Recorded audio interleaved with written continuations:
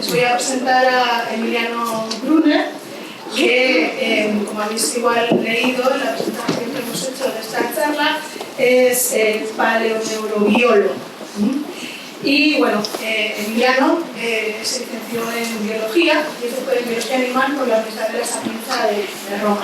Y desde el 2007 es investigador en paleoneurobiología de homínidos en el Centro Nacional de Investigación sobre la Evolución Humana de Burgos, de CENIE. Bueno, para los que no sabíamos, no sabemos qué es la paleoneurología, lo que más o menos hace es, este tema es el estudio de la evolución del cerebro en especies fósiles. Es decir, por un lado, se estudia cómo es la craneología funcional, la neuroanatomía evolutiva y la evolución humana y el comportamiento, lo que se llama arqueología cognitiva. Y todo esto se hace sobre todo a través de anatomía digital, es decir, de modelos geométricos y de estadística bolivariana. Aunque penséis que esto está un poquito alejado, ¿no?, de los estudios lingüísticos, es bastante importante porque se ha hablado mucho de lo que es el lenguaje evolucionado, y aquí tenemos hoy un experto, no tanto del lenguaje, pero sí de la evolución humana.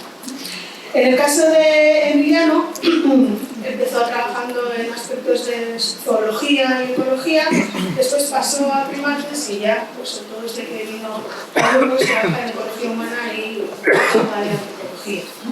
Especialmente en los dos temas que os he mencionado. Por un lado, lo que es la anatomía y morfología del cerebro, en poblaciones actuales, humanas actuales, en especies extintas y en otro tipo de primates. Y por otro lado, también lo que es la arqueología cognitiva, especialmente en la evolución de la corteza parietal y de la evolución de sus funciones visoespaciales.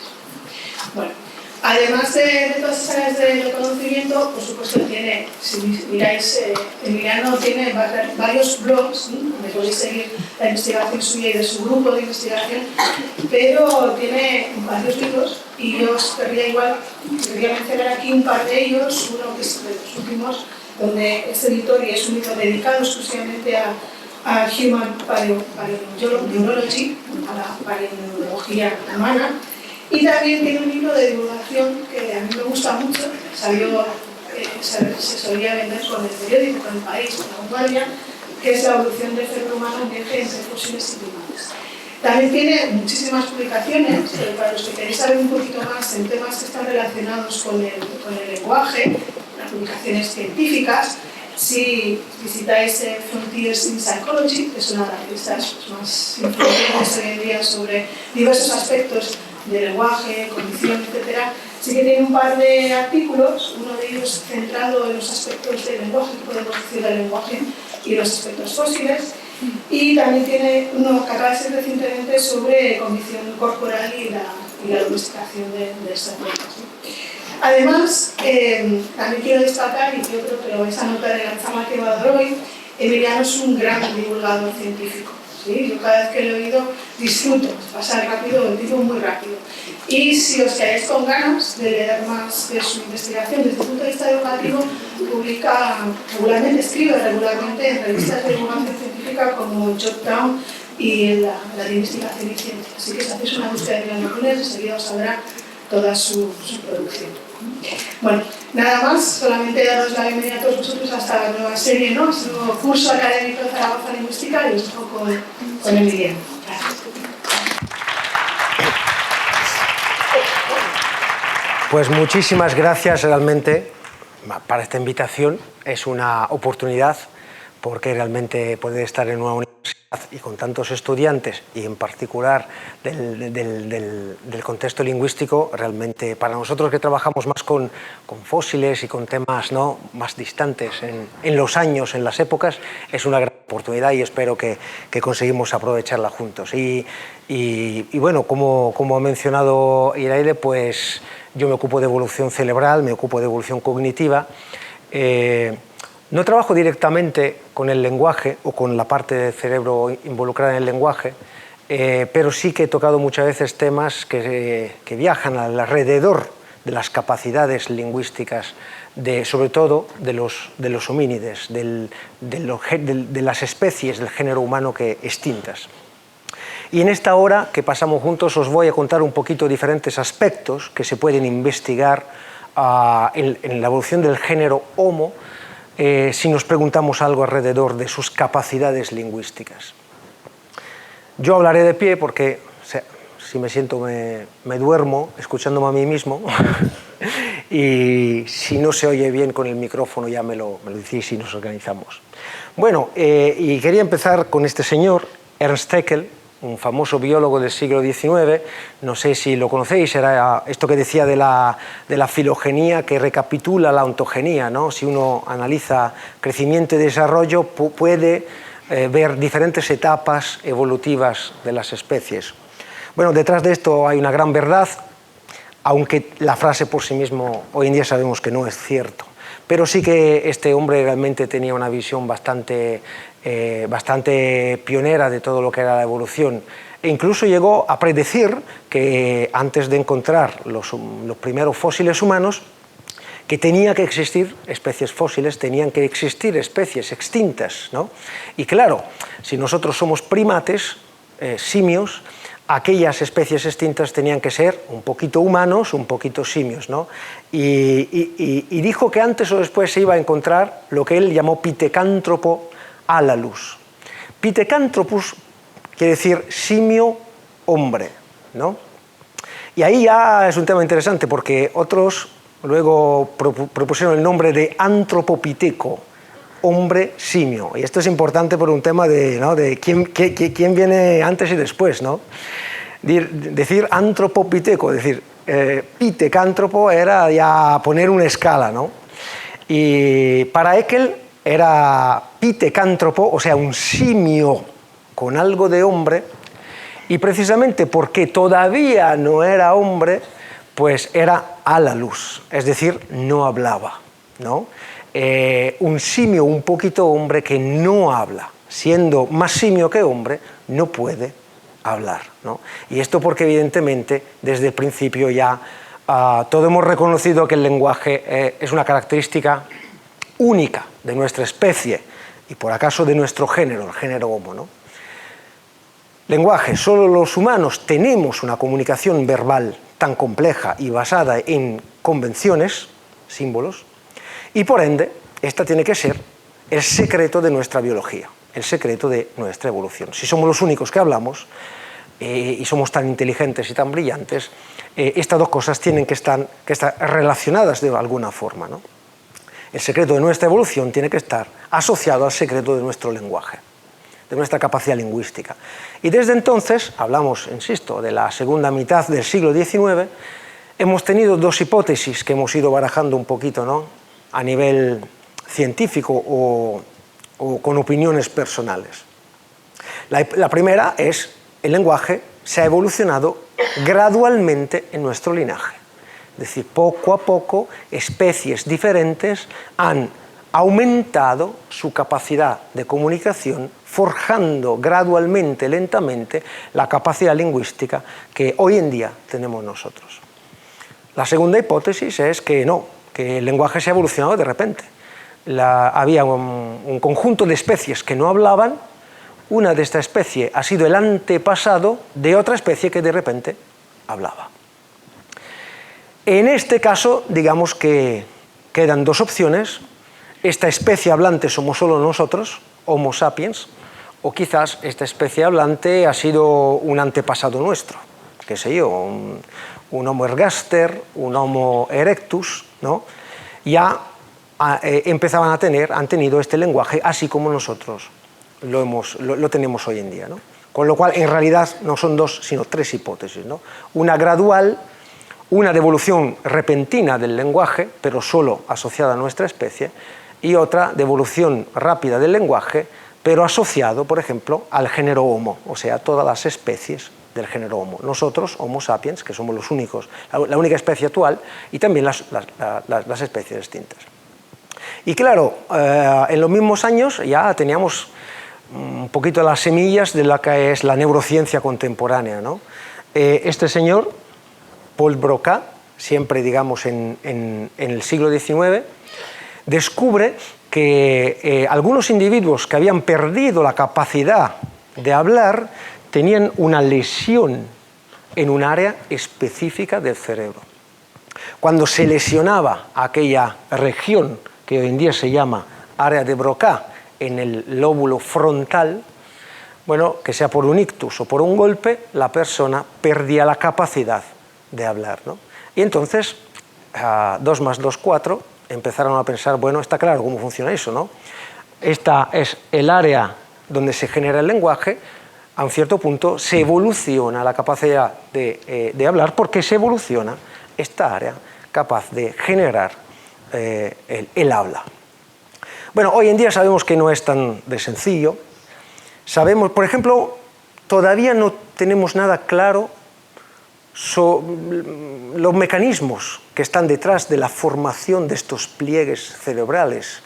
Ni tenemos tan claro que existan realmente áreas cerebrales que podemos distinguir, ¿eh? Hay mucho debate sobre esto, llevamos 200 años hablando de esto y todavía no tenemos claro ni cómo se forman nuestros pliegues, ni realmente si podemos identificar fronteras entre una pequeña área y otra. Sabemos también que las relaciones entre estas áreas cerebrales, el área de Broca o una de cualquier otra de estas áreas, la relación entre estas áreas y las funciones son muy débiles. Es decir, es verdad que si uno recibe un golpe aquí, pues tiene dificultad de hablar, ya, pero no es precisamente aquí. Hay una variabilidad muy fuerte y la correspondencia espacial entre una capacidad funcional, hablar, calcular o lo que sea, y un área del cerebro no es tan estricta. Y luego hay una variabilidad que realmente es asombrosa. Aquí somos, no sé, 100 personas, si analizamos nuestros 100 cerebros, vamos a ver que todos tenemos un patrón de pliegues distinto, con lo cual tampoco se trata de generalizar. Finalmente, hoy en día sabemos que en el cerebro no existen funciones que son localizadas. Cuando hablo, cuando calculo, cuando recuerdo, todo el cerebro funciona. No se localiza una función en un área cerebral. Otra cosa, que sí que existen áreas que son cruciales para el flujo neural, y hombre, si rompo aquel punto, sí que evidentemente puedo perjudicar más una función que otra. Con lo cual, efectivamente, si lesiono el área de Broca, una de las funciones que más resulta perjudicada es el lenguaje. Pero desde aquí a decir que el lenguaje está asociado solamente a este punto, ya sabemos que efectivamente no es así. El lenguaje es un proceso, es una función que involucra todo el cerebro. Bueno, y claro, para analizar todo esto a nivel evolutivo, necesitamos hacer 2 tipos de comparaciones. Atención que esto puede ser un pelín difícil, pero es muy importante. En evolución trabajamos con información sobre las especies vivientes y sobre las especies extintas, fósiles. Las especies actuales son las que viven hoy en día. Nosotros, el chimpancé, el macaco, ¿no? Los otros primates. Nosotros somos primates y nos comparamos con los primates. Existen hoy en día 300 y pico especies de primates vivientes y nos comparamos con esta variabilidad de nuestros primos primates. Se hacen muchas veces comparaciones con el chimpancé, comparaciones con los macacos y tal y cual. En este caso tenemos muchísima información. ¿Por qué? Porque tenemos especies viventes que viven, que están ahí, que piensan, que se mueven con su fisiología, su bioquímica, su genética, su anatomía completa. Muchos individuos, puedo tener cientos y miles de macacos, cientos y miles de chimpancés. Con lo cual, mucha información.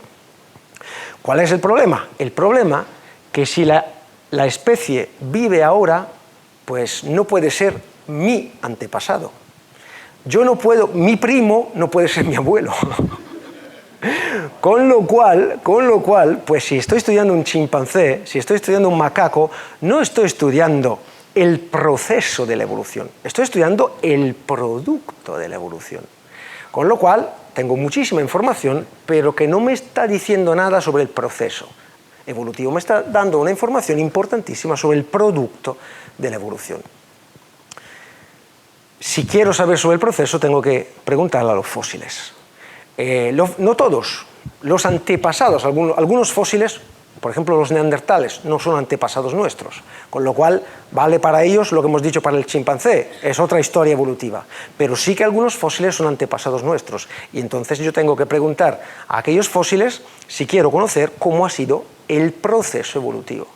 Fenomenal. ¿Cuál es el problema? Que en este caso tenemos una información muy interesante, pero poca porque los fósiles son pocas especies, y la información que puedo extraer de un fósil es muy, muy limitada. Sobre el tema de las especies actuales, para que entendáis un poquito de qué va la cosa. Nosotros suponemos que, por ejemplo, nuestro linaje, el linaje humano, y en particular nuestra especie Homo sapiens, nos hemos separado del linaje chimpancé más o menos hace, digamos, 5 o 10 millones de años. Digamos 7 millones de años, ¿vale? Bueno, después de esta separación, hombre, nosotros hemos seguido evolucionando y cambiando a lo largo de 7 millones de años. Hombre, el chimpancé también. No podemos pensar que nosotros hemos seguido cambiando a lo largo de 7 millones de años y el chimpancé se ha quedado igual a sí mismo, igual a que el antepasado de 7 millones de años. El chimpancé ha seguido cambiando. ¿Qué pasa? Pasa que nosotros hemos empezado a ir vagabundeando en zonas donde se podía fosilizar. El chimpancé y todos sus primos, toda su familia, han evolucionado en foresta. Y en foresta no fosilizas. En foresta te mueres y a las 5 horas de tu cuerpo no se ha quedado absolutamente nada. Con lo cual tenemos un poquito de homínidos fósiles de nuestra parte, pero no tenemos ni idea de los fósiles de chimpancés, porque no ha quedado absolutamente nada, ni de chimpancé ni de gorila. Con lo cual no sabemos cómo y cuánto han cambiado chimpancé y gorila.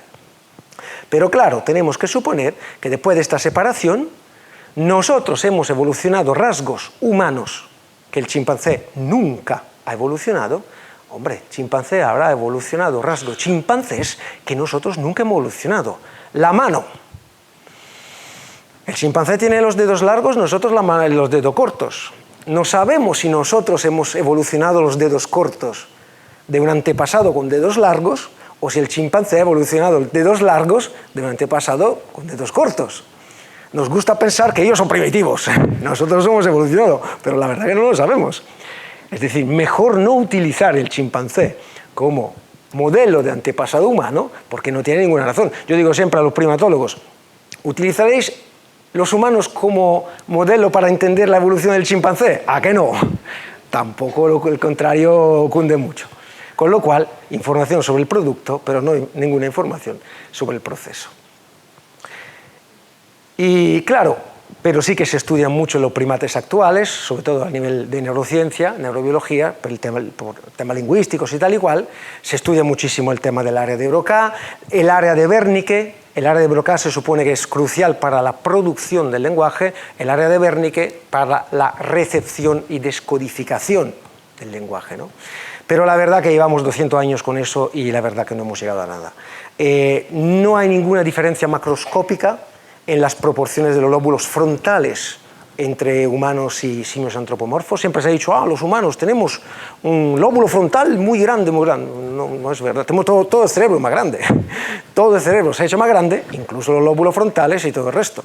Pero si vamos a ver la proporción del lóbulo frontal, es la misma en un chimpancé y en un humano. Con lo cual no parece que estos lóbulos frontales macroscópicamente haya diferencias sustanciales. No está claro ni siquiera si las áreas cerebrales del lenguaje son las mismas en humano y chimpancé. El área de Broca humana es evolutivamente la misma estructura del lóbulo frontal del chimpancé o del gorila. Hay neurobiólogos de grandísimo valor que dicen que sí, y hay neurobiólogos de grandísimo valor que dicen que no. Con lo cual, la única cosa cierta es que no hay certeza. Vamos, y hay que tener mucha cautela al momento de soltar, ¿no?, afirmaciones. Sí que sabemos que con toda probabilidad que nuestro cerebro, sobre todo los lóbulos frontales, son más conectados. En particular, todos los lóbulos frontales humanos son bastante más conectados al cerebro que un cerebro de chimpancé. Sobre todo hay una conexión que mira tú por dónde une el área de Broca y el área de Wernicke, se llama fascículo arqueado, y esto es bastante más desarrollado en el ser humano que no en los simios antropomorfos. Con lo cual, fijarse, todos buscando tamaño de cerebro, y resulta que igual no es una cuestión de tamaño, sino de conexión.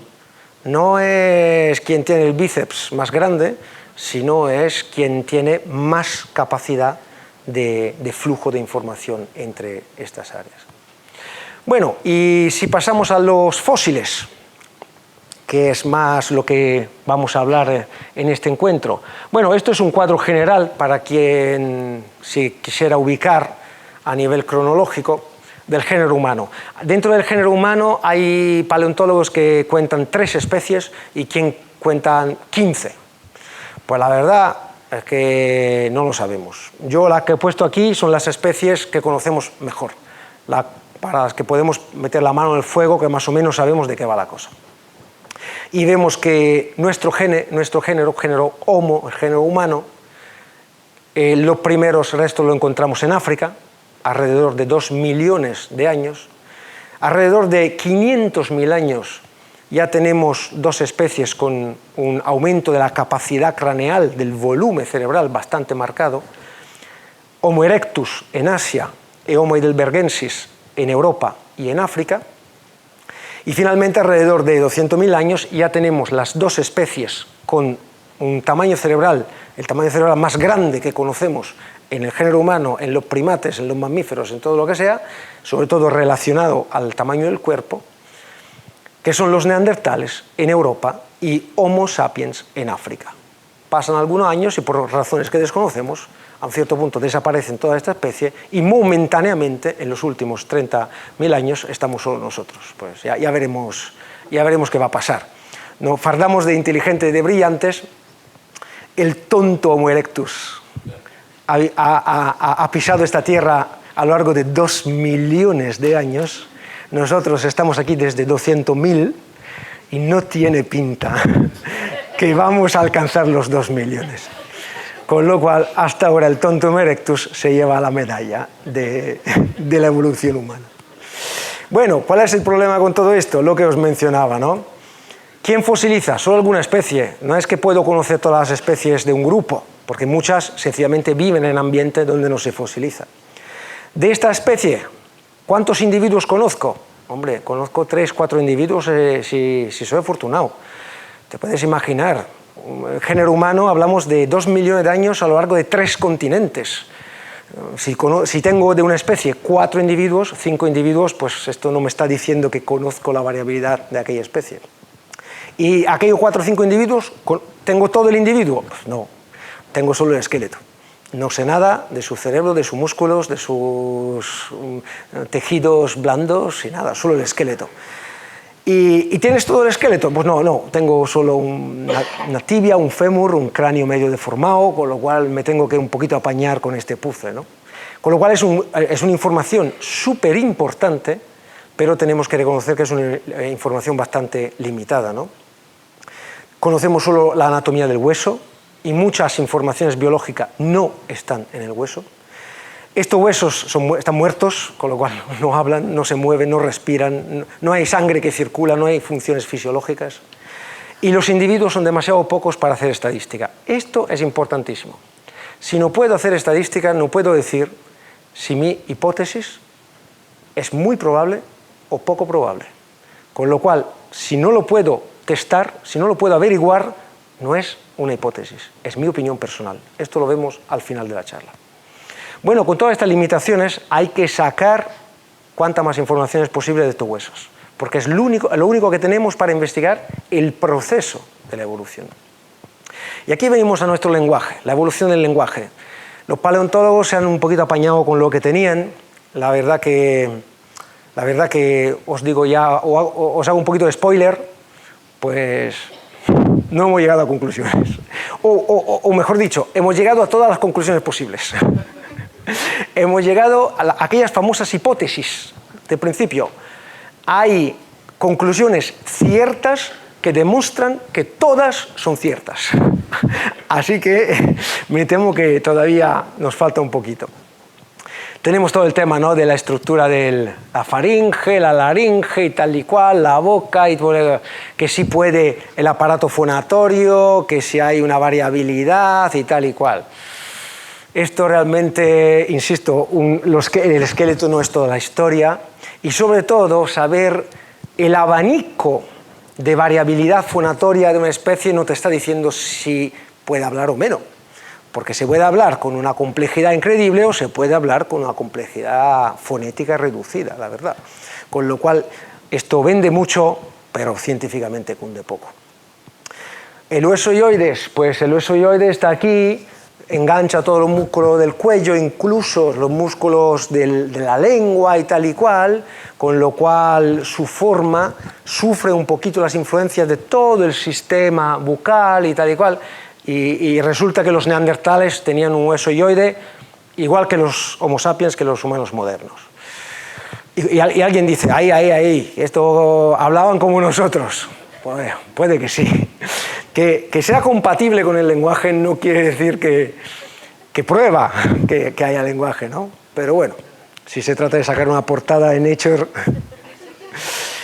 Incluso alguien se ha puesto a molestar un poquito la columna vertebral, pillando los nervios que pasan en la columna vertebral, van al diafragma, el diafragma es necesario para respirar y claro, cuando tú hablas haces todo un juego de diafragma importante y alguien dice que ya aquellos agujerillos donde pasaban los nervios pues son los mismos en Homo sapiens, en Homo erectus, en Homo ergaster.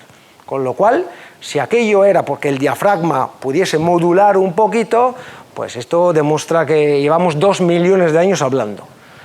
Pues todo puede ser. Todo puede ser, pero efectivamente os dais cuenta que esta es una evidencia muy circunstancial. Hay una evidencia anatómica del hueso que yo personalmente sí que le doy más importancia. El oído medio. Sabéis que el oído hay una parte exterior, fuera del tímpano, luego hay un oído medio que son todos los huesecillos esto que transmiten el sonido, y luego hay un oído interior, una estructura anatómica que descodifica la vibración acústica.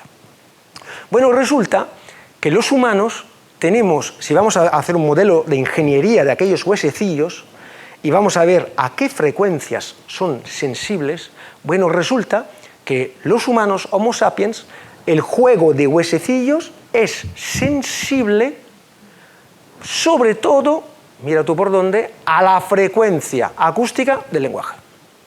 Y si vas a hacer el mismo modelo en los primates, descubres que la mayoría, todos los primates, en aquella franja de longitud de onda, pues no son particularmente sensibles. Solo Homo sapiens tiene una sensibilidad a la longitud de onda precisamente del lenguaje. Con lo cual, esto, hombre, vaya casualidad, ¿no?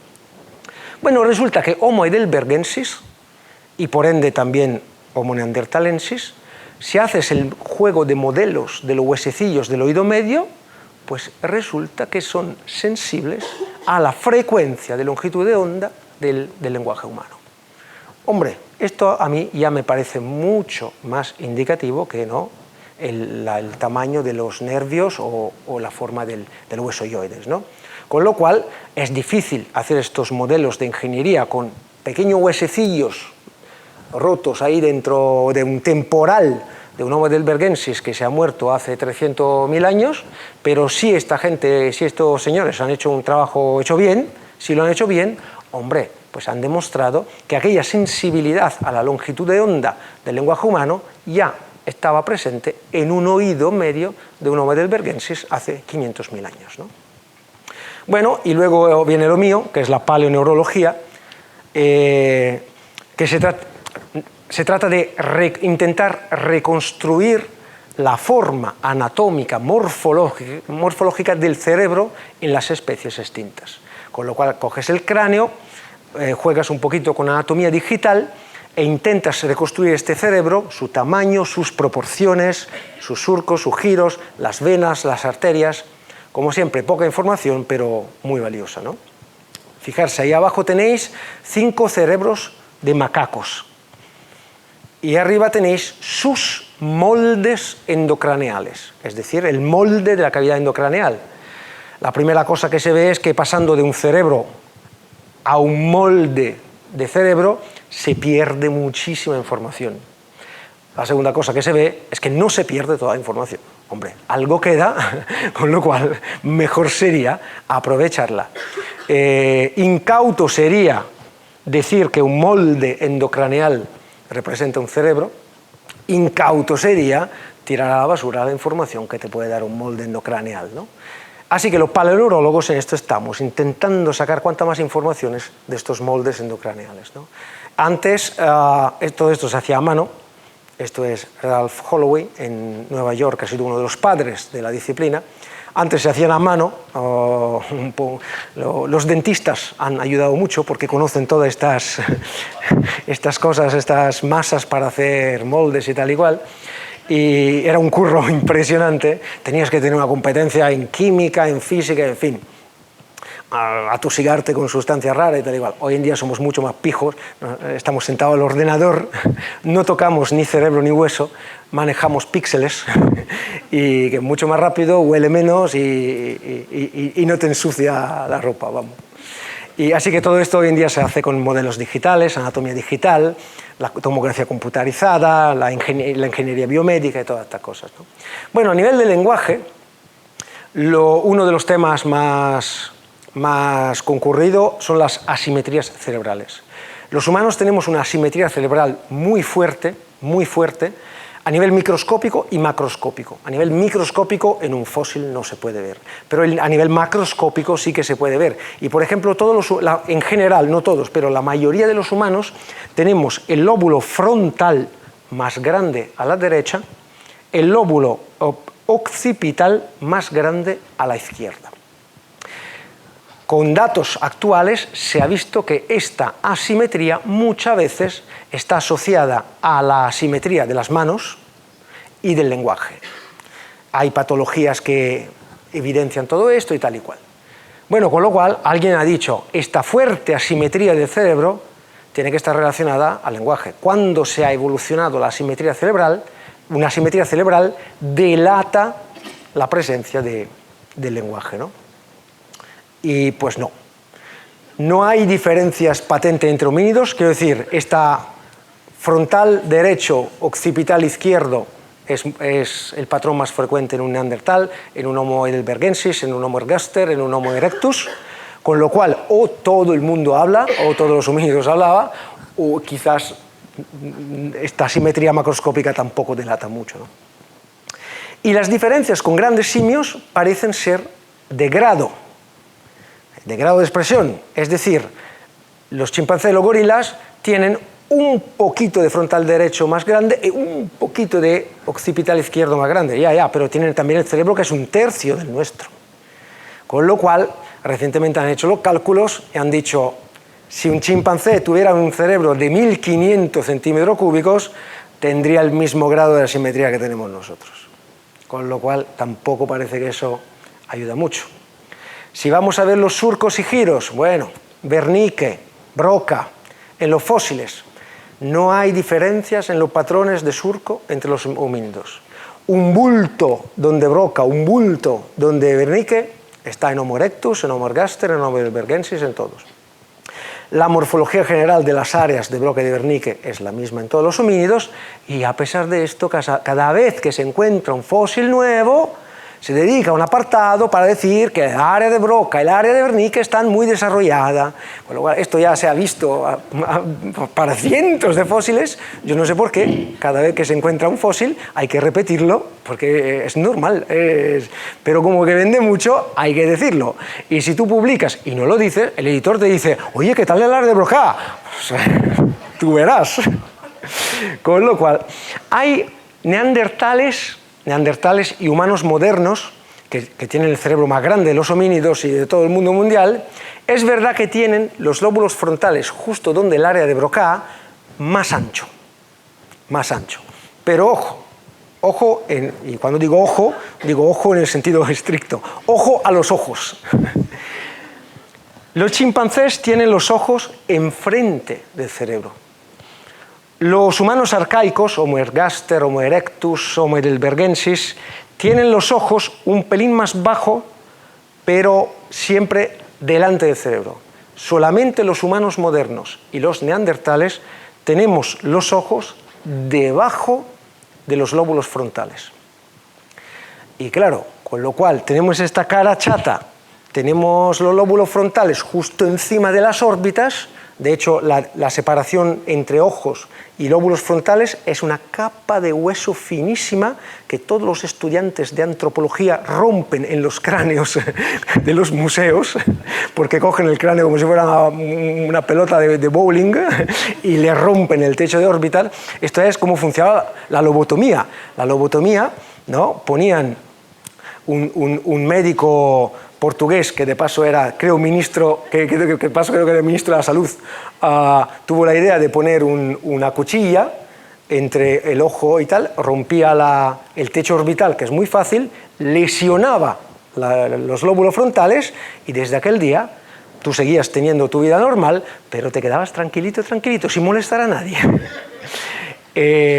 Antes de darse cuenta que esto era un pelín inmoral, se habían trillado no sé cuántas decenas de miles de personas, e incluso le han dado un premio Nobel. Creo que es el único caso para que hay una comisión para quitárselo, porque evidentemente no procede. Bueno, total, los neandertales y los humanos modernos tenemos estos ojos debajo de los lóbulos frontales, con lo cual es evidente que si pones ahí algo que bloquea, estos lóbulos frontales se tienen que crecer lateralmente, porque debajo tienen... Con lo cual, el hecho que humanos modernos y neandertales tenemos el lóbulo frontal un pelín más ancho, realmente no creo que sea esta la prueba de todo, ¿no? Esto es lo que vais a leer en, diría yo, todos o la mayoría de libros de evolución humana, de paleontología, en las revistas, en los periódicos, que os van a decir los periodistas incluso muchos profesionales. Los lóbulos frontales dejan constancia de la evolución del lenguaje en nuestra especie, si nos comparamos con los grandes simios o con los homínidos externos. Es falso. Es totalmente falso, y a mí lo que me llama la atención, es que lo encuentras repetido a nivel profesional y a nivel periodístico. Esto sí, nunca hay una cita. Nunca te dice, en general cuando en ciencia tú dices una cosa y luego pones la cita, ¿dónde se ha estudiado esto? Esta frase no se asocia nunca a ninguna cita, sencillamente porque no existe ninguna cita. Cuando se dijo que los lóbulos frontales eran importantes para la personalidad, el carácter, la moral, el lenguaje, pues automáticamente alguien dijo, la evolución te va a demostrar que los lóbulos frontales han cambiado mucho. Empezó un copia y pega que no hay quien lo está parando, ahí se queda. Os digo que a nivel neuroanatómico y sobre todo a nivel de fósiles, pues puede que sí. Lo que no tenemos es la evidencia que sea así. Fijarse que, en cambio, las áreas que más han cambiado en los fósiles humanos han sido las áreas parietales. Una región del cerebro que hasta hace 5 o 10 años pues ni siquiera había publicaciones sobre ellos. Se dedican al movimiento, a la integración del cuerpo con el espacio, son profundas, muchas de ellas no están en la superficie, están en el profundo de la corteza cerebral, con lo cual ni se ven. Sea como fuere, pues nada, a lo largo de 200 años, pues todo el mundo concentrado en los lóbulos frontales y nadie se había dado cuenta que los lóbulos parietales, en cambio, presentan una variación evolutiva brutal. Nadie, menos que los paleoantropólogos. Los primeros Australopithecus se descubrieron en los años 20 y el tío que lo publicó era un neuroanatomista que dijo, es como un cerebro de un chimpancé, pero con lóbulos parietales muy grandes. Los primeros Homo erectus se estudiaron en los años 30 y el paleoantropólogo que lo estudió en los años 30 del 900 escribió muchas veces, no tengo idea de por qué todo el mundo se está concentrando en los lóbulos frontales si en los fósiles se ve claramente que la parte que ha cambiado más son los lóbulos parietales, ¿no? Fijarse esta serie de análisis geométricos morfológicos. Si analizamos los huesos parietales que cubren el cerebro, vemos que nuestra cabeza se caracteriza por huesos parietales muy grandes. Es la única diferencia entre nosotros y un neandertal. Tenemos la cabeza igual, pero nosotros tenemos este hueso parietal muy grande. Si dejamos de parte el hueso, vamos al cerebro. Vamos a ver el lóbulo parietal del cerebro, igual. Descubrimos que tenemos un hueso parietal muy grande, sencillamente porque tenemos un lóbulo parietal muy, muy, muy grande.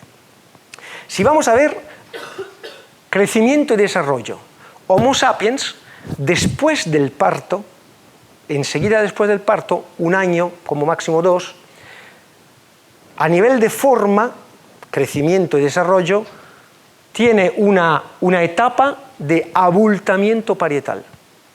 Esta etapa no la tiene un chimpancé, no lo tiene un neandertal. Es una etapa que tenemos solo nosotros. Luego las otras etapas de crecimiento y desarrollo son parecidas en un humano moderno, en un neandertal, en un chimpancé. Pero la etapa de abultamiento parietal postparto la tenemos solo nosotros. Dejamos la forma del neurocráneo, los moldes endocraneales, los fósiles, vamos al cerebro. Si hacemos un estudio de todos los cerebros en esta sala ahora mismo y analizamos la estructura geométrica. ¿Cuál es la región que presenta la principal variabilidad? La región parietal, en particular la región parietal central, la que se abulta en Homo sapiens. Es el elemento más diferente. Algunos de nosotros tendrán este elemento muy chiquitito y otros tendrán este elemento muy grande. Comparamos la sección del cerebro, medio sagital del cerebro, en humanos y chimpancés. Todo el mundo calculando la diferencia de milímetros de lóbulos frontales para saber si 4 milímetros menos, 4 milímetros más podían explicar la diferencia, y nadie se había enterado que nosotros tenemos un parietal gigante y el chimpancé tiene un parietal que es mínimo. Con lo cual, fijarse, diferencia en los lóbulos y huesos de los fósiles, diferencia en las etapas ontogenéticas de crecimiento y desarrollo, diferencias entre humanos y chimpancés, diferencia entre nosotros. Todo punta exactamente a la misma región cortical. Lo que está ahí se llama precúneo y es la parte más medial y profunda de los lóbulos parietales. Fijarse la diferencia con un chimpancé. Este es un cerebro de chimpancé y esto es humanos. Todo el mundo ahí a calcular los milímetros de lóbulos frontales y nadie se había dado cuenta que tenemos un precúneo gigante cuando el chimpancé tiene un precúneo realmente chiquitito. Los lóbulos parietales están desarrollados en todos los primates, O sea, los primates lucen lóbulos parietales si lo comparamos con otros mamíferos. Los primates tienen un lóbulo parietal muy complejo cuando los mamíferos tienen apenas un lóbulo parietal. Los humanos tienen un lóbulo parietal súper complejo si lo comparamos con cualquier primate. Los lóbulos parietales tienen un lobulillo superior, este rojo, un lobulillo inferior, que es este verde. El lobulillo parietal inferior está parcialmente involucrado en el área de Wernicke también. Luego hay este surco intraparietal que separa los dos lobulillos y se mete ahí dentro. Y luego está el precúneo que se mete ahí en profundidad entre los dos hemisferios. Bien, toda esta parte roja, el lóbulo parietal superior, el precúneo, el surco intraparietal, están involucrados en cientos y cientos de funciones diferentes. Esta ha sido una de las razones por qué nadie lo ha estudiado. El área de Broca, pues es fácil, porque ¡pum!, un golpe al área de Broca y te callas. Con lo cual, fácil de estudiar. Si te dan un golpe, si se te rompe el precúneo, primero es probable que te mueras porque está ahí en el fondo y no vas a sobrevivir. Y segundo, los lóbulos parietales están involucrados en cientos y cientos de funciones diferentes, con lo cual no hay quien se meta en las marañas de funciones, se va a romper todo, con lo cual es muy difícil hacer inferencias sobre qué área está involucrada en qué función y sobre todo es imposible hacer experimentos en laboratorio o estudiar a nivel patológico y tal y cual. Bueno, pero las partes superiores, precúneo, surco intraparietal y tal y cual, están involucradas sobre todo en lo que llamamos integración viso-espacial. Viso, visión, espacial, espacio. El precunio integra las informaciones que le viene del cuerpo con la información que le viene de los ojos.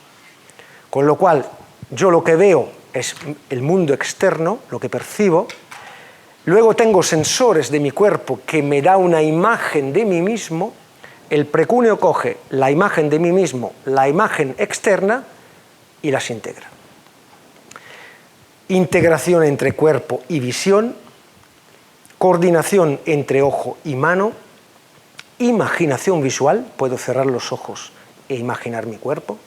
Atención, el cuerpo como unidad de medida del espacio, todo el espacio físico, pero también el espacio cronológico. Yo puedo tranquilamente cerrar los ojos e imaginar mi cuerpo cuando era niño. Mi cuerpo era totalmente diferente, pero yo sé que soy yo. Y en la sociedad, cuando nos relacionamos con los demás, lo que hacemos es mapear cada uno de nosotros con su cuerpo y su papel y hacer mentalmente una relación espacial entre quién es quién. Con lo cual, cuando uno dice el precunio integra cuerpo y espacio, desde luego el espacio físico es importante, pero hay un espacio que es cronológico y hay un espacio que es social. Y evidentemente nosotros percibimos todo esto como un único sistema, ¿no? Utilizando nuestro cuerpo como medida del espacio físico, del espacio cronológico y del espacio social. Bueno, todo el cuerpo es interfaz entre el mundo y nuestro cerebro, pero tenemos que reconocer que el ojo y la mano se curran el 90% del trabajo. El mundo entra dentro de nosotros, sobre todo a través de los ojos, y nosotros interactuamos con el mundo, sobre todo con las manos. ¿Dónde se coordina? Sobre todo el tema ojo-mano, surco intraparietal. Ahora, en el siglo XX, este señor, Wilder Penfield, bueno, entonces no había anestesia, ¿no? Bueno, había anestesia, pero era un pelín arriesgado. Es decir, era más fácil que te morías por la anestesia que no para la operación. Con lo cual, cuando se podía ahorrar la anestesia, se ahorraba. Y nuestro cerebro no tiene receptores del dolor. Con lo cual, cualquiera que han visto las películas de Hannibal de Cannibal, pues sabe a lo que me refiero, ¿no? Tú puedes quitar la bóveda a un tío, trabajar, y el tío no siente dolor.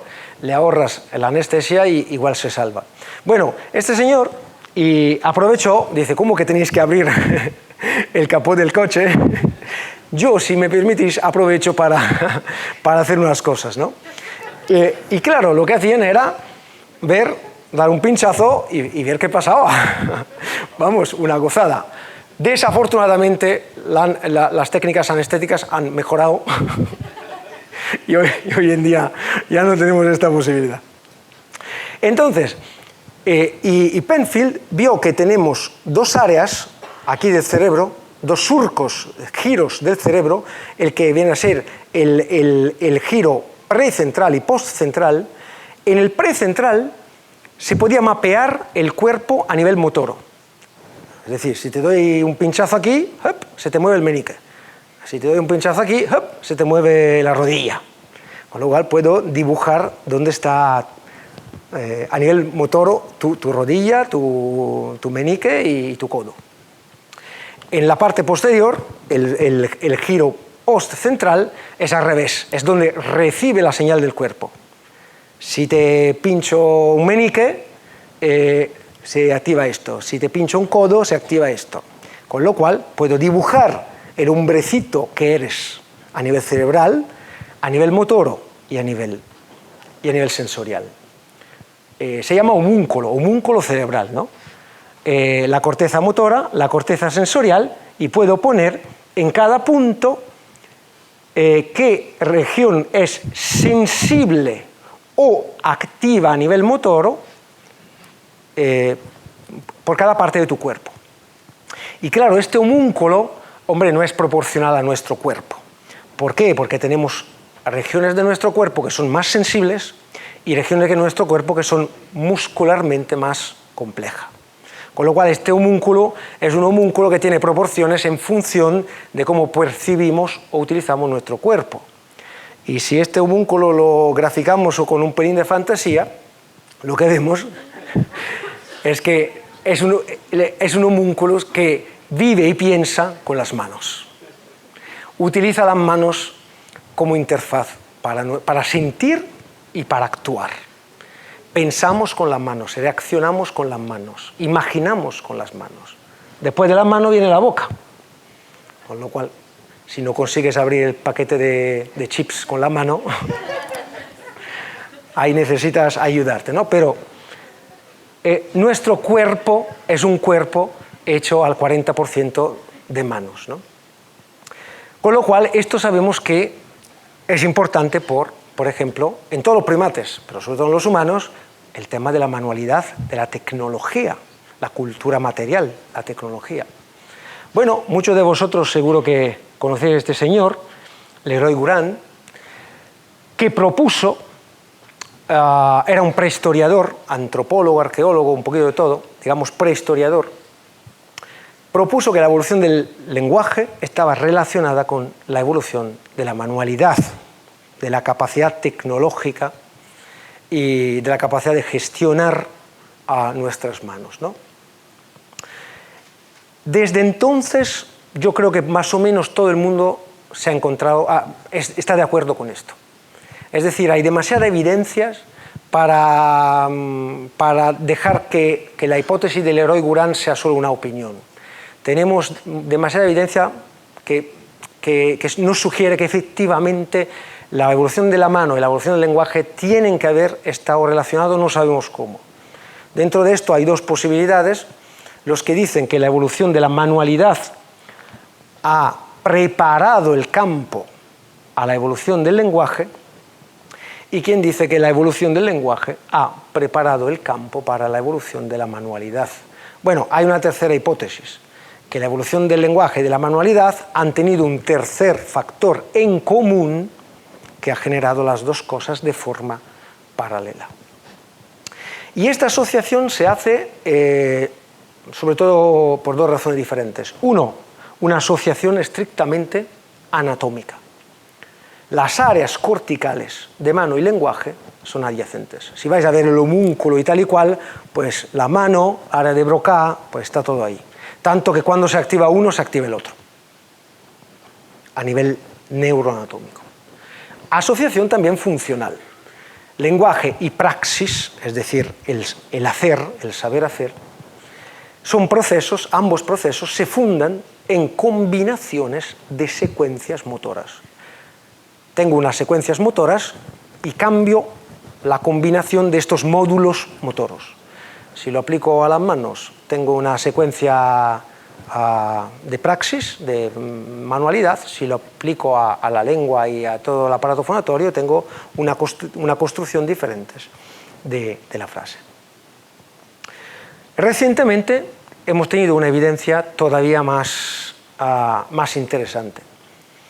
Han visto que cuando yo escucho una palabra, se activan las áreas corticales del cuerpo más o menos asociada al contexto de la palabra. Si mi oído oye la palabra vaso, la pasa al descodificador del oído interno, que la pasa al cerebro, y el cerebro da un pinchazo a las áreas corticales, digo por decir, de agarrar el vaso. Bueno, a principio se pensaba que era como un eco, ¿no? Yo oigo la palabra vaso, entiendo que de vaso se trata, y un poquito como instinto reflejo me imagino cogiendo un vaso. Pues luego ha habido mucha gente que ha dicho que el tiempo que pasa entre el escuchar la palabra y la activación motora es demasiado breve para que sea un reflejo. Con lo cual hay quien propone, y son siempre más y más lo que apoyan esta teoría, que en realidad la simulación somática asociada a la palabra es necesaria para entender la palabra. Si yo oigo vaso, mi homúnculo simula el coger el vaso y entonces yo entiendo que se está hablando de un vaso. Si no tengo una experiencia anclada en el cuerpo, no descodifico el significado de la palabra. Lo que se llama embodiment del lenguaje. Al fin y al cabo, si uno, cuando decimos ¿en qué piensas? Estoy pensando en y tal y cual. Pero cuando estamos pensando, o pensamos por imágenes, y si pensamos por imágenes es precúneo, es visoespacial, es cerrar los ojos e imaginar, me estoy imaginando una escena, o pensamos por lenguaje, es decir, me estoy haciendo un monólogo interno. Si te pregunto en qué piensas, o si te digo estoy pensando en, quiere decir o que te estás montando una película por imágenes, o que te estás montando un monólogo con lenguaje. Realmente, si descubrimos que las dos cosas tienen que pasar por el cuerpo como unidad de medida, hombre, esto empieza a ser interesante a nivel de evolución, ¿no? Entonces sí que igual tiene razón Leroy Gourand, ¿no? La tecnología como posible testigo de la evolución del lenguaje. Hay una proximidad en la corteza cerebral entre mano y áreas del lenguaje. En ambos casos descubrimos que hay una relación con el cuerpo y, hombre, no olvidemos que ambas cosas necesitan una transmisión. Es decir, tecnología y lenguaje sirven para un proceso de transmisión cultural, que es enseñar, que es aprender.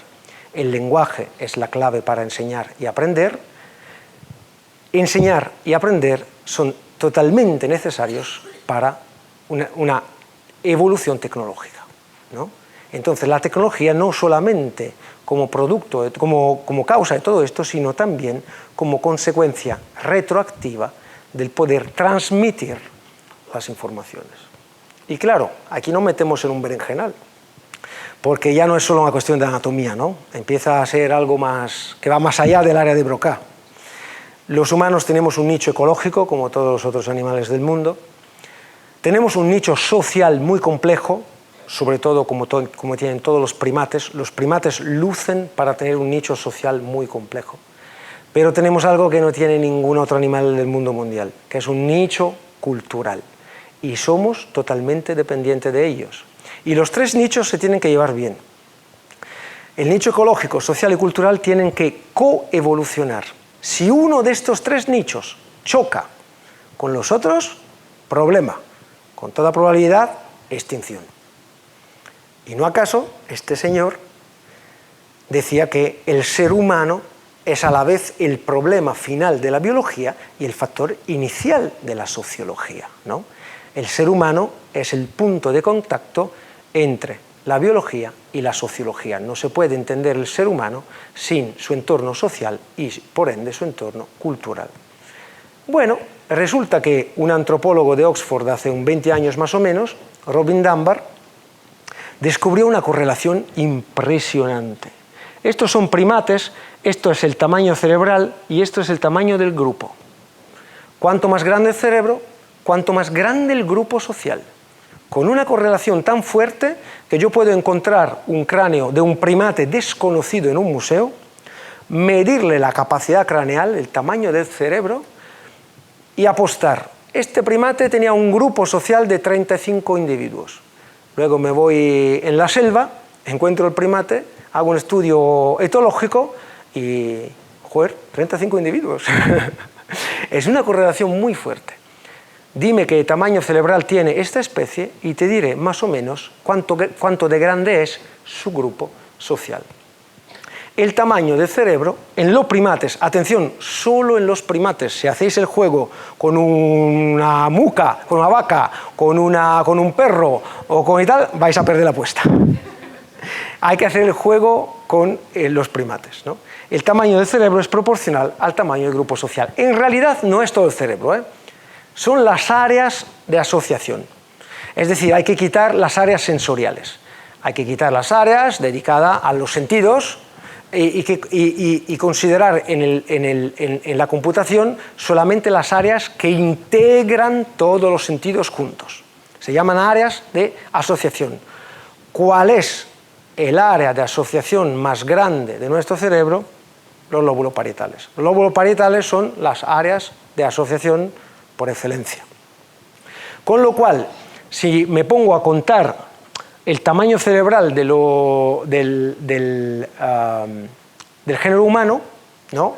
Y considero que nosotros tenemos un cerebro en promedio de 1.350 centímetros cúbicos, hago el cálculo de Dunbar, digo, vamos a ver, con este tamaño, ¿cuánto tiene que salir? Bueno, tiene que salir un grupo de 150 individuos, ¿vale?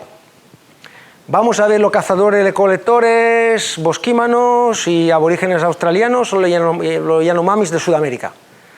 Vaya, 150 individuos, mira qué bien. Bueno, claro, porque son unos primitivos. Vamos a ver los campesinos de China o de Castilla y León. Vaya, 150 individuos. Bueno, entonces no, estamos hablando de los años 90, todavía no estaba el rollo de internet y tal igual, pues las agendas estas del teléfono, ¿no? Que todos teníamos hasta los años 90 una agenda en casa, al lado del teléfono había los papeluchos con todos nuestros contactos. Bueno, vamos a ver los empleados de una multinacional. Pues 150. Con lo cual, cazador, recolector, campesino o empleado de multinacional, tu cerebro te da por gestionar 150 personas. 10 para arriba, 10 para abajo. Pero nuestra capacidad de control, de computación social, nos da por gestionar un grupo de 150 personas. Ahora, ¿cómo lo hacen los primates? Los primates tienen una forma muy sencilla, y quitar pulgas, despulgan. Cuanta más pulgas quitan, cuanto más amigos. Es muy sencillo. Si paso más tiempo a quitar pulgas, hago más amigos. Si despulgo a más gente, tengo más amigos. Se llama acicalamiento social, el término en inglés anglófono es grooming, y es tan lineal, es decir, el tamaño cerebral es proporcional al tiempo que se dedica a despulgar al vecino. Y el tiempo que se dedica a despulgar al vecino es proporcional a cuántos amigos tienes. Así que tú verás cómo empleas tu tiempo libre. Bueno, hay un problema, que el día es de 24 horas. Tienes que dormir, tienes que comer, tienes que reproducirte.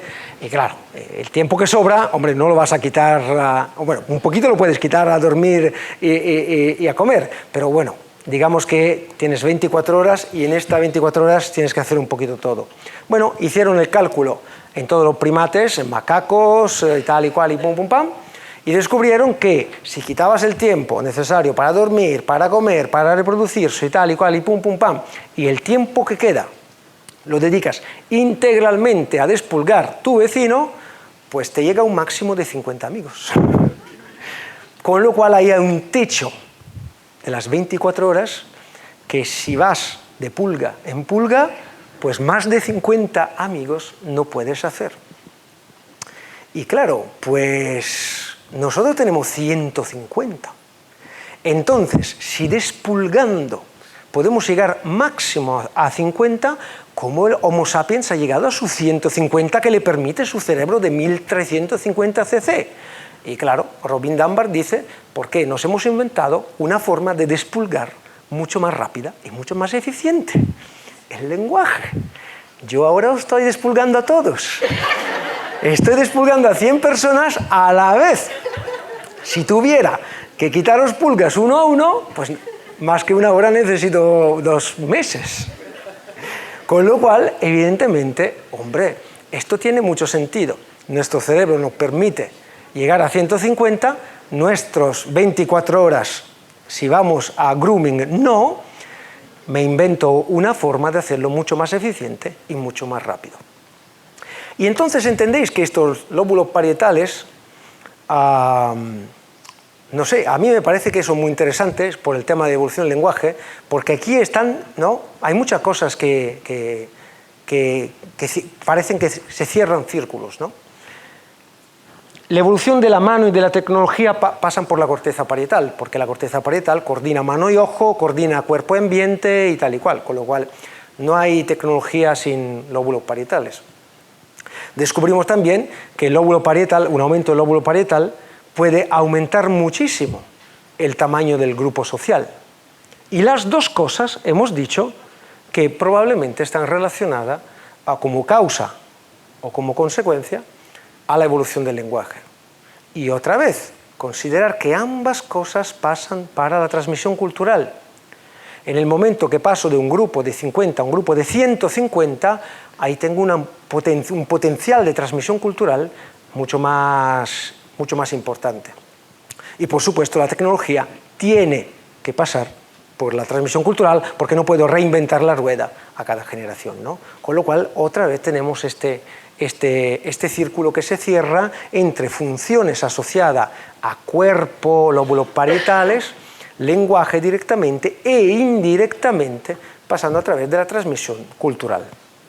Ahora, bien, aunque nosotros tenemos lenguaje, hay algunas situaciones, y esto antropológicamente es muy interesante. Sabéis que la etnología siempre ha estudiado los grupos primitivos. Los grupos primitivos son muy interesantes porque te ofrecen otra perspectiva, ¿no? Bueno, en algunos grupos hay algunos grupos humanos que regresan a despulgar. Aunque pueden hablar, regresan al grooming, regresan al despulgar. Solo que no le llaman pulgas, le llaman likes. Un like, una pulga. Cuanto más likes, cuanta más amigos. Claro, el problema de estas redes sociales que están ya fuera de la dinámica de la selva y chocan un poquito, cuando os recordáis un nicho ecológico, nicho social, nicho cultural, ahí sí que se puede encontrar algún problemilla más que otro, ¿no? A mí me hace un poquito gracia que, hombre, lo sabemos, estas redes sociales están generando mucho aislamiento, ¿no? Se basan en un perfil de vida que es totalmente abstracto. Muchas de esas vidas son totalmente virtuales, ¿no? Y la llaman redes sociales, ¿eh? Es decir, aparentemente no habría que llamarlas redes sociales, sino, claro, redes asociales, ¿no? Bueno, de todas formas, cuando han salido Twitter, Facebook, Robin Dunbar ha dicho, anda, quiero ver lo que pasa, ¿no? Ahí echando miles de pulgas, miles de likes, vamos a ver qué pasa, vamos a hacer un estudio estadístico sobre muchísimos Facebook, Twitter y tal y cual, y pum, pum, pam, pam, pam, pam. Ya, tienes 2.000 amigos, 3.000 amigos, 5.000 amigos, pero si vas a hacer un estudio estadístico, ¿con cuánta gente te relacionas de verdad? 150. Así que esta es una limitación biológica que tenemos por nuestro pasado filogenético, 70 millones de años de primates, no nos los vamos a quitar de encima con una plataforma maja y atractiva. Y sería mejor saber reconocer que tenemos esta limitación y, por supuesto, aprovechar de ella, ¿no? Y aquí pues es un chiste gracioso de un tío que se muere y dice, tenía más de 2.000 amigos en Facebook, pensaba yo que el funeral iba a tener más éxito. Claro, porque insisto, no tenemos que olvidar que aunque la llaman redes sociales, en realidad muchas veces detrás no hay ninguna sociedad, ¿no? Es decir, fijarse cuando los cazadores-recolectores, los campesinos castellanos o los empleados de la multinacional que teníamos la libreta de dirección al lado del teléfono. Bueno, ¿qué pasaba en aquella situación? Teníamos un límite, una limitación de 150 personas, ¿no? Pero claro, íbamos en grupos, con lo cual, en realidad, casi todos mis 150 se conocían entre ellos, casi todos. Con lo cual, nuestro 150 era un grupo funcional. ¿Vale? Ahora, ¿qué está pasando? Seguimos teniendo la misma limitación de 150, pero están dispersos. casi ninguno de mis 150 conoce los otros 149. Porque el grupo ya no se limita a nivel ni geográfico, ni funcional, ni social, ¿no? Es un grupo que va mucho más allá de todas estas fronteras físicas o funcionales. Esto es muy bueno si pensamos en la posibilidad de aumentar, ¿no? Aumenta las posibilidades. Claro, yo me puedo relacionar con gente independientemente de su situación geográfica o cronológica. Es decir, me puedo relacionar con mi vecino o me puedo relacionar con un aborigen australiano, de la misma forma, o incluso me puedo relacionar con una persona que está viviendo ahora mismo, un estudiante de ahora, o un estudiante que vendrá dentro de 20 años. Porque Internet acumula toda la información y enlaza personas en el tiempo y en el espacio. Fenomenal. Esto aumenta las posibilidades de una forma seriamente brutal. Pero claro, tiene inconvenientes y hay que tener cuidado evidentemente con los inconvenientes. Disminuye la fuerza de la relación. Evidentemente, si tengo 5.000 amigos de Facebook, no puedo pensar de darle a todo la misma atención y de intercambiar con todo el mismo tipo de densidad o de intimidad, ¿no? Social. Se pierde la estructura. Antes había una jerarquía. Los núcleos, los 150 que se conocían, si el grupo es disperso y los 150 no se conocen entre ellos, ya no hay jerarquía. Hay una estructura amorfa donde ya no hay ni reglas ni organización. Y tercero, y esto es importante, se pierde el contacto local, aquí y ahora. Para cada amigo de los 150 que yo me curro en Australia o en Norteamérica, pues aquel uno de los 150 lo quito al vecino. Y no olvidemos que mi amigo sudamericano puede ser un tío re chuli guay del copón, pero al final el que me hace la vida más fácil o más difícil es mi vecino. La carne la voy a comprar al carnicero del barrio. Con lo cual, en teoría, estoy perdiendo uno de aquellos 150 por cada uno de aquellos 150 que no está en mi entorno social físico, ¿no? Voy a quitar pulgas a un tío que está en otro tiempo, en otro espacio, pues claro, pierdo la relación con un vecino mío que al final es que me puede hacer la vida más agradable o más desagradable. Y claro, ¿lo que pasa? Pues lo que pasa es que nos volvemos lo que Konrad Lorenz, el premio Nobel para la etología, definía la horda anónima, ¿no? Cuando estábamos en los pueblos teníamos nombres y familiares, ¿no? O sea, más allá de los apellidos, tú eras el primo de, el hijo de, el cuñado de, ¿no? Bueno, luego hemos ido a las ciudades ya esto de ser primo, cuñado, ya no te vale, te pide un carnet, ya no eres primo de, eres un DNI con un código. Luego entramos en Internet, peor, no te vale ni el DNI, eres un IP, un código de un terminal informático, ¿no? Bueno, evidentemente esto te da muchas posibilidades, pero te aleja de vínculos y de limitaciones que no llevamos dentro desde 70 millones de años. Nos puede gustar la horda anónima a nivel psicológico, porque me gusta la grande ciudad, porque me gusta y tal y cual, lo que sea. Pero no tenemos que olvidar que a nivel filogenético evolutivo estamos programados por otra cosa. Y un primate que está pensado, programado y diseñado para un grupo de 150 estructurado, lo metes en una horda anónima, pues con toda posibilidad se vuelve un primate triste. Han hecho muchos estudios porque dice, somos únicos, vamos a ver qué comportamientos tenemos que los otros primates no tienen. Bueno, después de muchos años han localizado dos, llorar y suicidarse. No era lo que esperaban encontrar. Es decir, somos primates tristes y deprimidos. Con lo cual hay que tener en cuenta que, claro, más allá de lo que nos gusta, tenemos vinculaciones de tipo filogenético y estas limitaciones filogenéticas no tendremos que sufrirlas, tendremos que aprovecharlas, ¿no? Y claro, todo esto de las redes sociales nos lleva también a un tema fundamental por el asunto del lenguaje, que estoy seguro que muchos de vosotros conocéis de sobra, que es el proceso con todas estas redes sociales, internet y tal y cual. Sabéis que hay un aumento importante de la comunicación visual y una caída en picado de la comunicación lingüística. Ahora, a lo largo de muchos años, la mayoría, diría yo todo el mundo, siempre ha interpretado el lenguaje como una expresión del pensamiento.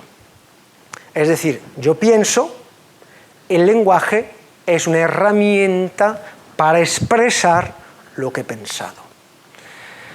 Hay unos cuantos que hoy en día están empezando a pensar que igual no es tan claro, igual no es así. Y si fuera que el lenguaje es la herramienta que permite desarrollar un pensamiento, muchísimas personas en neurociencia y en ciencias cognitivas están apostando por esta segunda opción. Y claro, os dais cuenta que si el lenguaje es la herramienta que me permite pensar, hombre, en el momento que hay una caída en picado de la comunicación lingüística, el riesgo es que haya una caída en picado de la capacidad de pensar. Oye, llevamos 200 años diciendo que el lenguaje, y sobre todo a nivel estrictamente lingüístico, es nuestro más alabado invento, pues evidentemente si es así, si esto se cae toda la estructura que está montada encima, ¿no? Si esta hipótesis de relación entre lenguaje y pensamiento es cierta, quiere decir que si no sé cómo decirlo, no sé cómo pensarlo. Si no soy capaz de escribirlo, no soy capaz de pensarlo. En el momento que hay una caída en picado de la capacidad de decirlo o de la capacidad de escribirlo, tenemos que esperar que haya una caída en picado de la capacidad de pensarlo. Y claro, todo esto encaja con nuestro entorno social, ¿no? El lenguaje es algo que está estrictamente asociado con el entorno social. Las mismas redes sociales e Internet es algo que sus dinámicas se deciden dentro de las dinámicas sociales. ¿Qué opina la tribu? Nosotros tenemos nuestros 150 dispersos por ahí, pero somos primates de tribu. Todavía la cosa que más nos importa es la tribu. ¿Qué opina la tribu? Creo que la única cosa que da más miedo de la muerte es la soledad para un primate social como somos nosotros. Y estamos dispuestos a todos para no quedarnos solos. Porque claro, esto es algo que tiene su trasfondo evolutivo. Quiero decir, siendo primates sociales, a nivel evolutivo lo que me importa es encajar en la tribu. La evolución es muy bruta, ¿eh? La evolución, la selección natural, lo único que tiene en cuenta es la reproducción, el éxito reproductivo. Si tú eres súper inteligente pero no tienes hijos, la evolución te corta el rollo. Si tú eres un tonto burdo pero acabas teniendo 200 hijos, la evolución dice, fenomenal, adelante tus genes. Con lo cual, cuidadín cuando decimos la selección del mejor y tal y cual y pum pum pam. La evolución no considera si eres inteligente, guapo o brillante, ¿no? No olvidemos que fardamos de ser el éxito de la evolución. Las especies que han tenido el éxito evolutivo total en este planeta no somos nosotros, son las cucarachas, son las medusas, ¿no? Con lo cual, pues eso es lo que opina la evolución. Tu fitness, es decir, tu capacidad reproductiva, no vale nada si no caes bien a la tribu. Con lo cual estamos dispuestos a todo para agradecer y agradar nuestra tribu. Y esto, evidentemente, al momento de tener en las manos un arma tan potente como Internet, puede ser un pelín peligroso. Yo digo siempre que, hago siempre una comparación entre las personas y las moléculas, ¿no? No hay ecuación posible que pueda prever el comportamiento de una molécula. Si voy amontonando moléculas, si amontono muchas tengo un gas y damas y caballeros, damas y caballeros, si tengo un gas con 3 parámetros tontos, presión, temperatura y volumen, puedo prever todo lo que hace y hacerle hacer lo que quiero.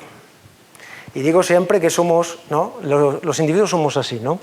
No hay una ecuación que pueda predecir el comportamiento de una persona y, en cambio, el comportamiento de los grupos sociales es totalmente, banalmente predecible. Suelo decir que, pues eso, nos comportamos como humanos cuando estamos solos, nos comportamos como primates cuando estamos en grupo. Y esto no lo digo yo, lo dice un señor que es un grandísimo etólogo, Edward Wilson, que decía: el verdadero problema de la humanidad es que tenemos una tecnología divina, instituciones medievales y emociones paleolíticas. Y esto, señores, puede ser un problema, ¿no? Bueno, resumiendo un poquito, lenguajes, evolución humana y fósiles, os digo cuál es mi perspectiva personal. Mi perspectiva personal porque, insisto, porque hasta ahora no tenemos ninguna evidencia cierta, con lo cual, ¿quién os dice que esto es seguro? Pues os está vendiendo la burra. Yo creo que la indicación más útil sobre la evolución del lenguaje te viene de la estructura social y de la tecnología.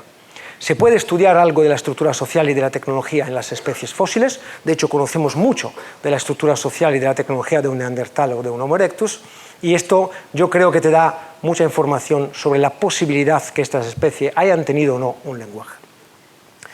Si queremos añadir algunas cosas que pueden ser muy sugerentes, bueno, el tema de la corteza parietal y el tema del oído medio y de la sensibilidad acústica, hombre, yo creo que esto es una apuesta interesante y te puede aportar mucho al momento de forjar hipótesis sobre la evolución del lenguaje.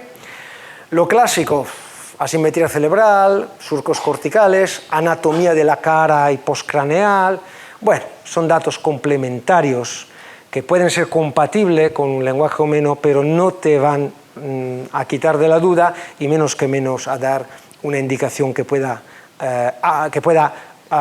averiguar o falsificar tu hipótesis científica.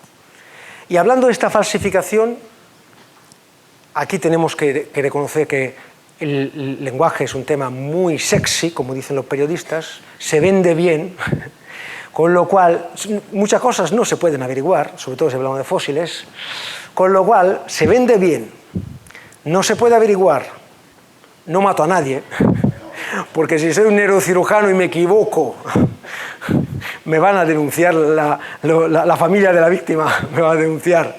Si soy un paleoantropólogo y me equivoco, bueno, tampoco pasa nada. Con estas 3 premisas, pues ¿qué pasa? Que muchas veces se ven titulares, bien sea en las revistas científicas, bien sea en los periódicos, se ven titulares que dejan un poquito, ¿no?, el tiempo que encuentran. Y yo suelo decir que la religión se funda en la posibilidad, ¿no? La ciencia se tiene que fundar en la probabilidad. Son 2 cosas totalmente diferentes. Bueno, la religión, y diría yo también la política muchas veces, ¿no? Es decir, ¿qué es posible? Es posible cualquier cosa, ¿no? Es posible, pues, que un Dios nos haya creado hace 5 minutos. Hace 5 minutos ha venido una fuerza energética, nos ha creado a todos nosotros con nuestros recuerdos antiguos, ¿no? ¿Esto es posible? Hombre, es posible. Por lo que sabemos, es improbable. Con lo cual, si esto es posible o no, lo dejaría a los religiosos. A nivel científico, yo solo te puedo decir lo que es probable, más o menos, ¿no? Y esta es una diferencia sustancial entre una aproximación religiosa o política y el método de la ciencia, ¿no? El método de la ciencia trabaja con el concepto de probabilidad. A mí que sea posible no me aporta nada. Es posible que yo sea un marciano y no os habéis dado cuenta y estamos aquí para colonizar el planeta y de hecho esta charla acabará de una forma inesperada, pero confieso que es improbable. Entonces la ciencia trabaja con la probabilidad. Si tú me puedes argumentar una hipótesis y yo puedo averiguar cuánto de probable es esta hipótesis, es una hipótesis científica. Si tú me montas una hipótesis y esto no se puede averiguar con un test, con un estudio cuantitativo que me diga cuánto esto es probable o improbable, no la llames hipótesis. Es una opinión personal. Y hombre, atención, hay opiniones personales que son importantísimas. Es decir, la opinión personal es fundamental. Lo que no hay que hacer es vender las opiniones personales por hipótesis científicas. Hasta que se siga haciendo una mezcla entre opiniones personales e hipótesis científicas en el tema de la evolución del lenguaje, evidentemente no vamos a desenredar esta situación, ¿no? Y esto, claro, tenemos que ser conscientes que tenemos un vínculo, tenemos una limitación que no nos vamos a quitar encima. La antropología en sí mismo, todos los temas antropológicos sufren un principio de indeterminación, ¿no? Nosotros, el ser humano, es a la vez sujeto y objeto de estudio. Ya hay un conflicto, ¿no? Somos juez y acusado a la vez, ¿no?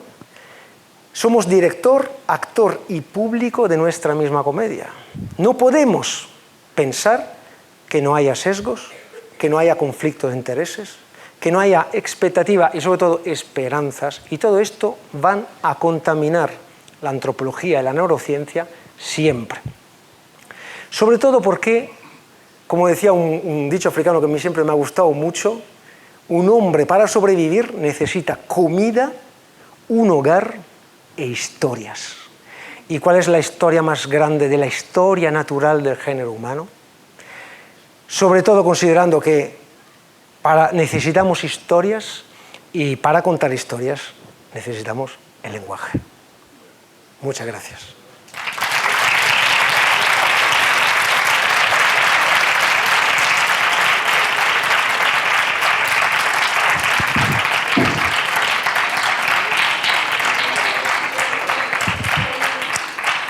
Bueno, Iraide, mira, escucha una cosa, os he puesto también las informaciones que tú mencionabas antes. Esto es el artículo de Frontiers in Psychology que mencionaba Iraide. Pues eso, es un breve artículo de opinión sobre, más que sobre lo que se sabe, sobre la evolución del lenguaje, sobre lo que no se sabe sobre la evolución del lenguaje. Lo podéis descargar gratuitamente de Investigación y Ciencia.